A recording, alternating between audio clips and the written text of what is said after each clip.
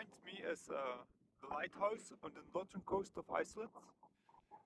And right now I'm headed south all the way to another lighthouse.